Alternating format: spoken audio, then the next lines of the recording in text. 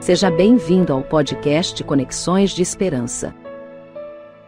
Este áudio é reprodução de leituras e reflexões diárias matinais de textos de Ellen White, feitas pelo pastor Carlos Alvarenga por videoconferência, através do aplicativo Zoom e transmitidas ao vivo pelo canal Conexões de Esperança no YouTube. Nosso desejo é que sua experiência com Deus seja enriquecida com o que você vai ouvir a seguir. Nossas considerações para hoje estão baseadas no livro O Desejado de Todas as Nações, a partir da página 217. Primeira Epístola de João, capítulo 5, versos 14 e 15, diz assim: E esta é a confiança que temos nele, que se pedimos alguma coisa segundo a sua vontade, ele nos ouve. E se sabemos que nos ouve, em tudo o que pedimos, sabemos que alcançamos as petições que lhe fizemos. Na cura do paralítico de Cafarnaum, Cristo tornou a ensinar a mesma verdade. Foi para manifestar seu poder de perdoar pecados que o milagre se realizou. E a cura do paralítico também ilustra outras preciosas verdades. É plena de esperança e animação, e do ponto de vista de sua relação para com os astutos fariseus, encerra igualmente uma advertência. Como o leproso, esse paralítico perdera toda a esperança de restabelecimento. Sua doença era resultado de uma vida pecaminosa, e seus sofrimentos amargurados pelo remorso. Por muito tempo apelara para os fariseus e os doutores, esperando alívio do sofrimento mental e físico. Mas eles friamente o declaravam incurável, abandonando a ira de Deus. Os fariseus consideravam a doença como o testemunho do desagrado divino e mantinham-se à distância do enfermo e do necessitado. Todavia, muitas vezes, esses próprios que se exaltavam como santos eram mais culpados que as vítimas que condenavam. O paralítico achava-se de todo impotente e, não vendo nenhuma perspectiva de auxílio de qualquer lado, caíra no desespero. Ouvira então falar das maravilhosas obras de Jesus. Foi-lhe dito que outros tão pecadores e desamparados como ele haviam sido curados. Até mesmo leprosos que haviam sido purificados. E os amigos que relatavam estas coisas animavam-no a crer que também ele poderia ser curado, caso fosse conduzido até Jesus. Desfaleceu-se-lhe, no entanto, a esperança ao lembrar-se da maneira por que lhe sobreviera a enfermidade. Temeu que o imaculado médico não o tolerasse em sua presença. Não era, entretanto, o restabelecimento físico que desejava tanto, mas o alívio ao fardo do pecado.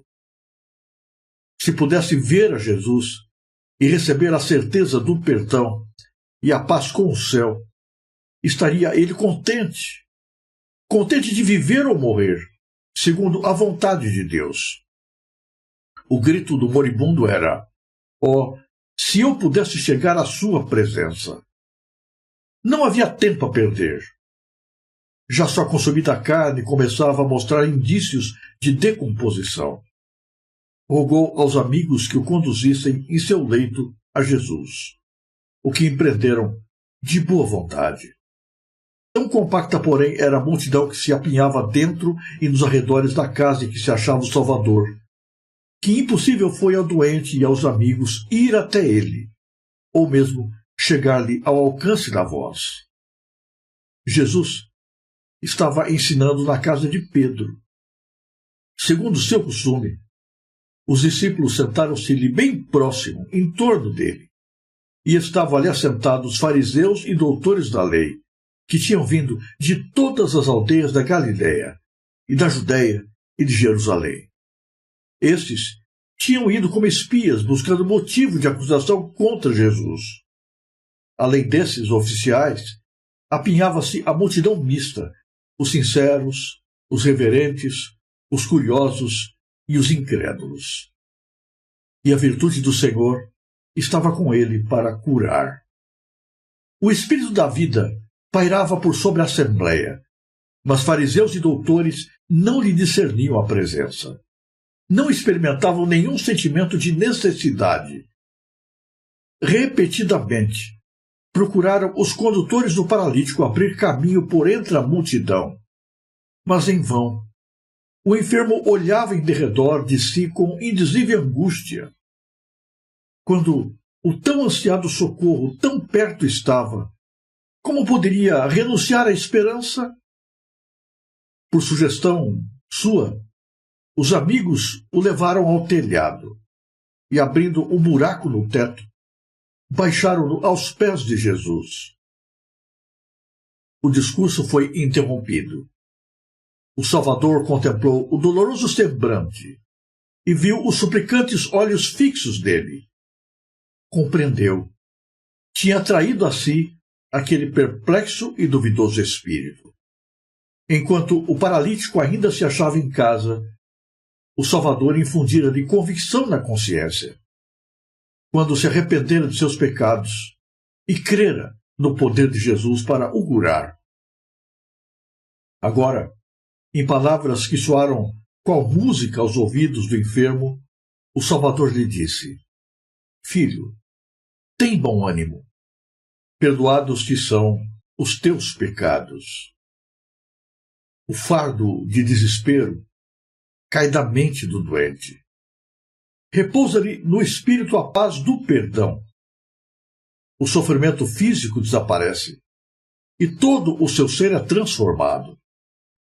Não insiste em nenhum outro pedido, mas permanece em jubiloso silêncio, demasiado feliz para se exprimir em palavras.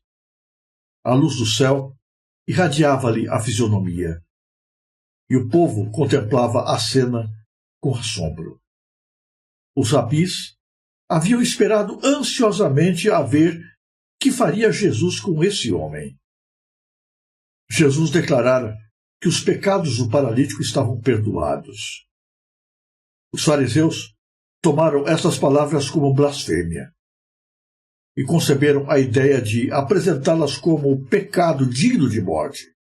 Quem pode perdoar pecados, senão só Deus? Fixando sobre eles o olhar, disse Jesus: Por que pensais mal em vossos corações?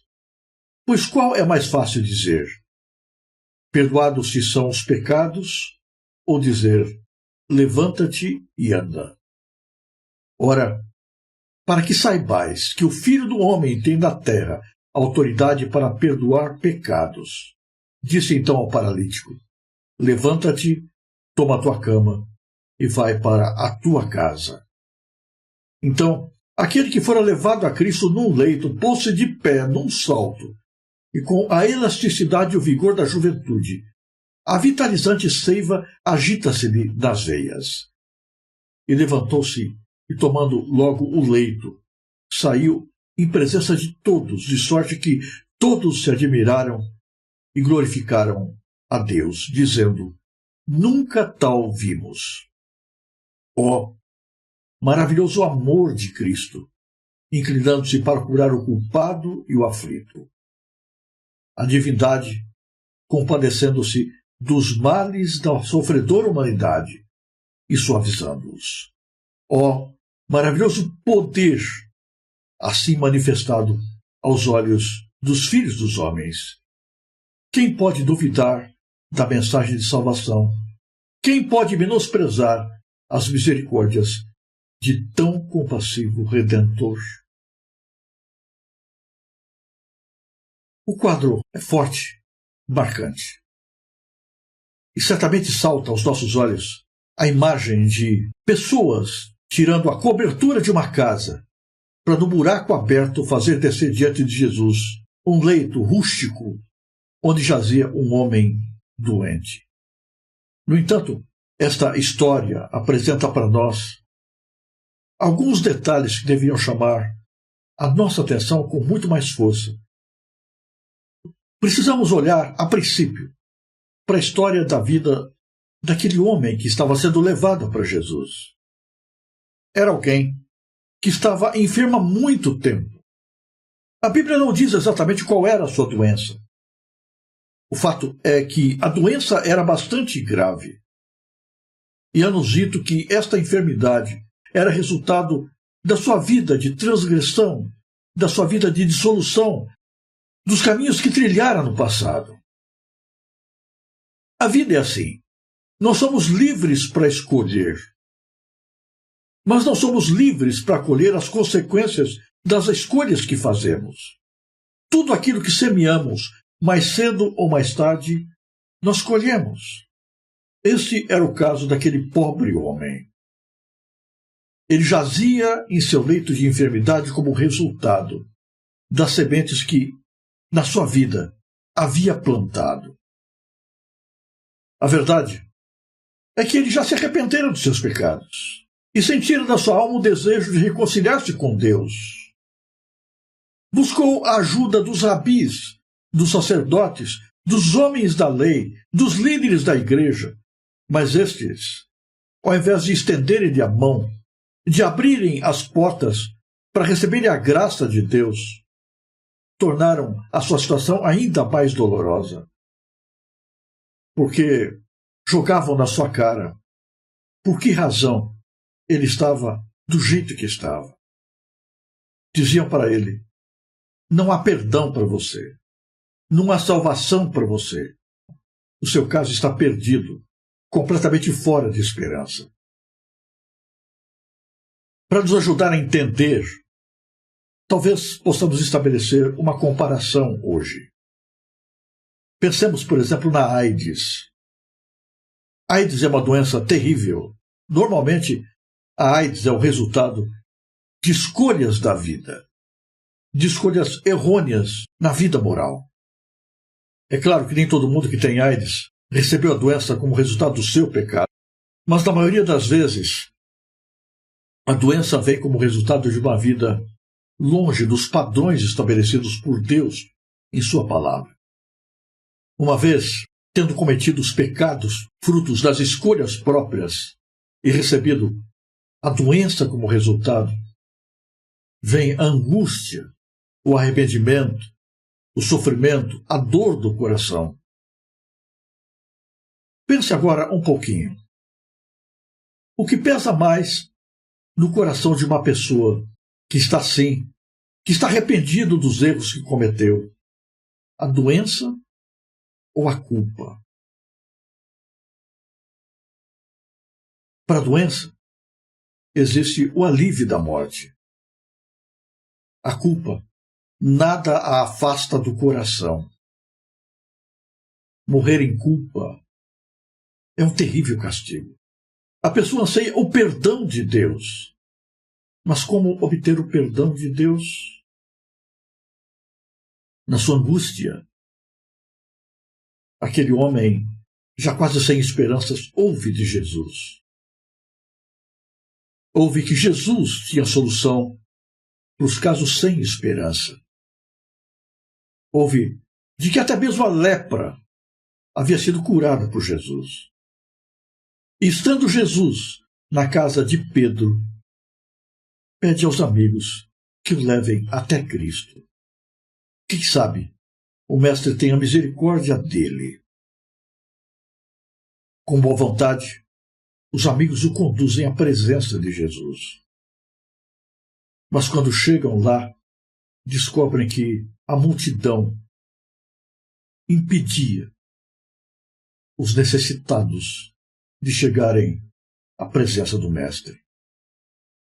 A multidão colocava diante de Jesus primeiro os mais importantes, os mais ilustres, os mais destacados, os que tinham mais distinção social.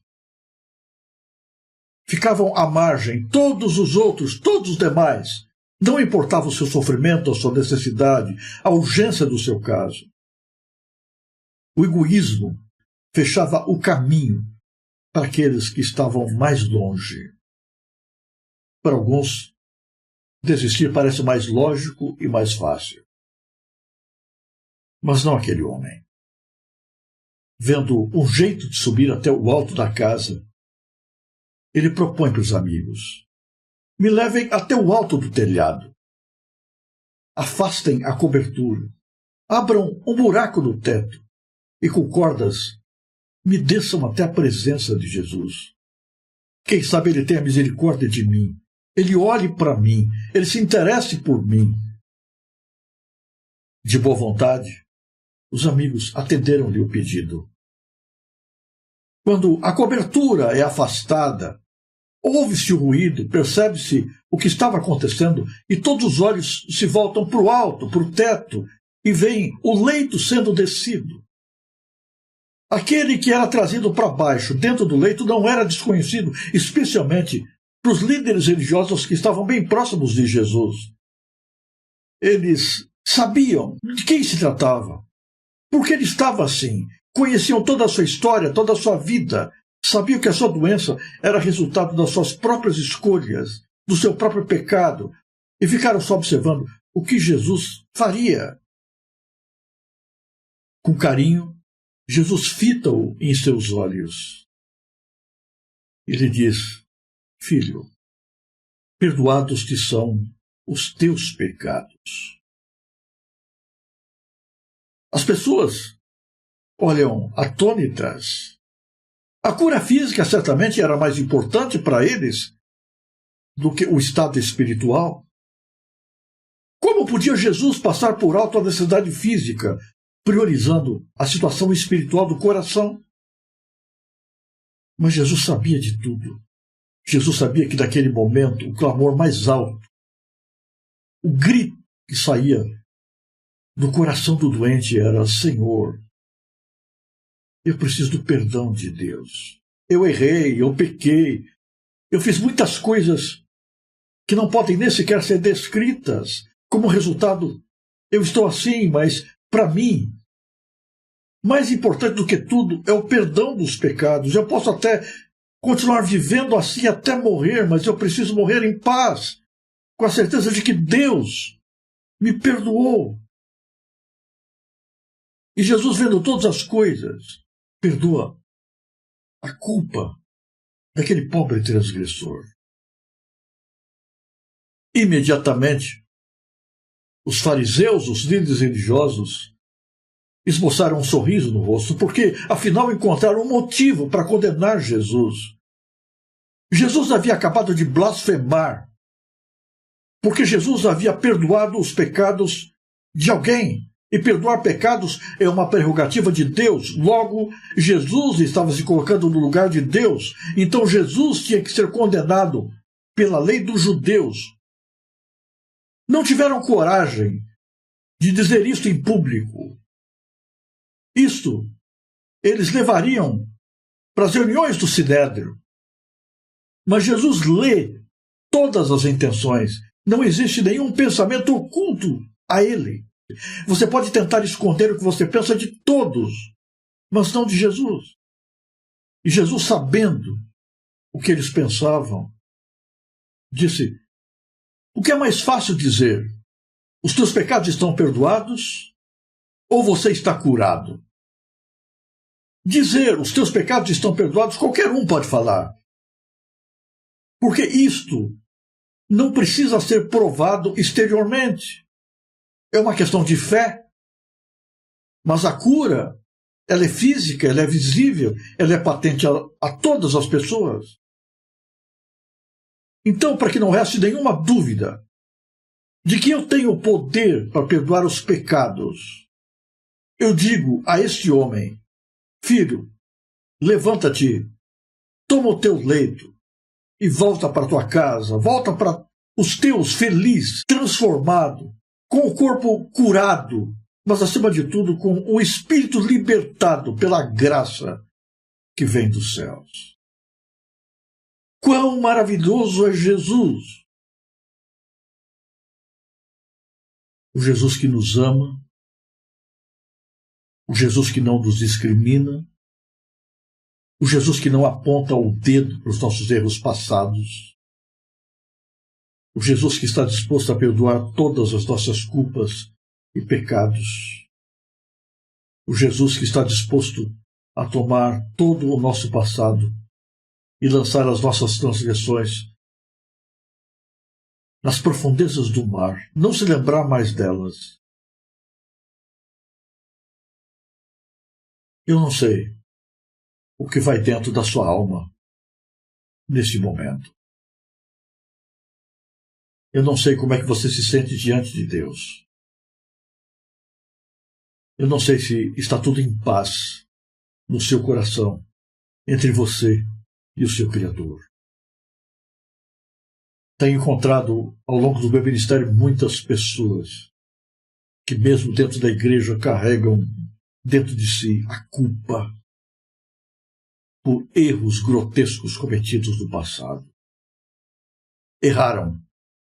Sofreram consequências pelas escolhas que fizeram. E a despeito de tudo quanto já viveram, ainda arrastam pela vida, mesmo dentro da igreja, um sentimento de culpa, de amargor, de remorso, de dúvida. Será que Jesus realmente me perdoou? Os homens não perdoam. Os homens, quando é conveniente, tomam os nossos erros e os enterram em uma cova rasa.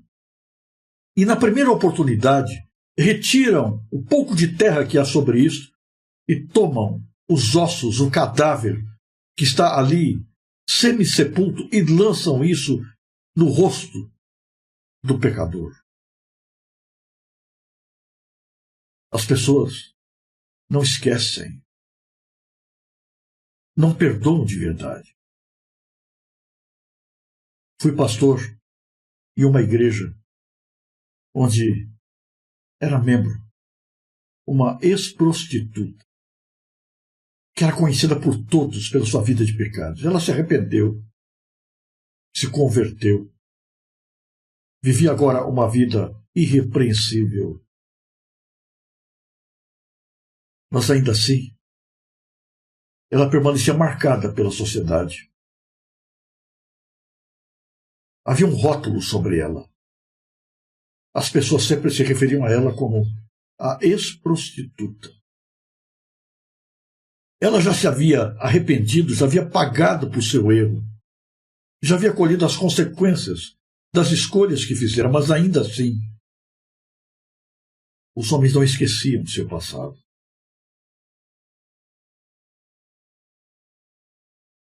Será que alguém de nós sofre diante daquilo que plantou no passado? Sente angústia pelos erros que um dia cometeu e a incerteza da sua situação diante de Deus? Talvez esse alguém esteja com a vida hoje toda arruinada, arrebentada, mas sofrem ainda mais pela sua condição espiritual. Querem chegar a Jesus, mas as multidões os impedem de chegar até Cristo, porque estão sempre lançando no rosto seus erros passados. Para quem se sente assim, esta história está registrada na Bíblia. Para Jesus, o que passou, passou. Jesus olha bem fundo nos olhos daquele que o busca com ansiedade e diz: meu filho, minha filha, não importa que erro você haja cometido, não importa quão grande tenha sido o seu pecado, se você se arrepende e se você se apega à minha graça, a minha palavra é para você. Os teus pecados estão perdoados. E na sua bondade, Jesus vai além, dizendo: levante-se e ande. Não fique prostrado, caído, jogado no chão por causa dos seus erros passados. O que passou, passou. Não dá para voltar atrás e mudar aquilo que já foi feito. Mas dá para olhar para frente e viver o futuro de maneira diferente. Por isso eu te ordeno. Levante-se. Não fique caído. Coloque-se de pé. Saia da situação em que você está. Coloque um sorriso no rosto e encha o seu coração de alegria, de fé e de esperança. E siga a vida. Quão maravilhosa essa mensagem. Eu não preciso viver caído, jogado nas sarjetas da vida, pelos meus erros de ontem. Graças a Deus, o que passou ficou para trás. E Deus, a cada dia, coloca diante de mim o novo horizonte, novos ideais, novos propósitos. Que neste dia, Deus tome todas as ansiedades do nosso coração, todos os nossos remorsos e culpas passados, e com a sua bondade, Ele os remova de nós, e do seu lugar implante certeza, fé, paz e esperança.